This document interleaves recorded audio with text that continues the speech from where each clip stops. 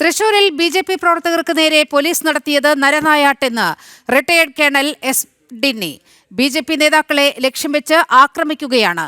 കേരളത്തിലെ മാറ്റത്തിനെ ഇരുമുന്നണികളും ഭയക്കുന്നുണ്ടെന്നും ഡിന്നി കൊല്ലത്ത് നടന്ന പ്രതിഷേധത്തിൽ പറഞ്ഞു. ശ്രീ രാഹുൽ ഗാന്ധി എന്നാണോ കോൺഗ്രസിന്റെ ചുമതല എടുത്തിട്ടുള്ളത്, അന്ന് തൊട്ട് ഇന്ന് വരെ ഏകദേശം 80ഓളം ഇലക്ഷൻ തോറ്റു. ജനങ്ങളെ കോടതിയിലും അവർ തോറ്റു. ഇപ്പം കോടതിയിലും തോറ്റു, ജനങ്ങളുടെ കോടതിയും തോറ്റു. ഇനി എന്താണ് ചെയ്യേണ്ടുള്ളത്? ഇനി അടുത്ത എന്തെങ്കിലും ഒരു നുണപ്രചാരണം നടത്തുക. ഞങ്ങളെ വോട്ട് ചോരി കള്ളത്തരം കാണിച്ചിട്ടാണ് നരേന്ദ്രമോദി വന്നതെന്ന്. നമ്മുടെ ജനാധിപത്യം ലോകത്തെങ്ങും ഒരു മാതൃകയാണ്.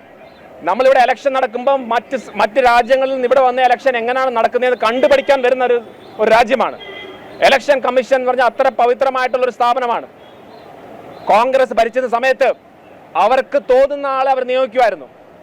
2012 റിട്ടയർ ആയിട്ടുള്ള ഒരു chief election commissioner MS Gill, അദ്ദേഹത്തിന് 2014 കോൺഗ്രസ് തന്നെ രാജ്യസഭ മെമ്പറാക്കുകയും അദ്ദേഹം പിന്നെ മന്ത്രിയായ ഒരു ചരിത്രം ഇവിടെ ഉണ്ട്. ആ കാലത്തൊന്നും കോൺഗ്രസ് മറ്റുള്ള കാര്യം കേട്ടിട്ടല്ല ചെയ്തത്.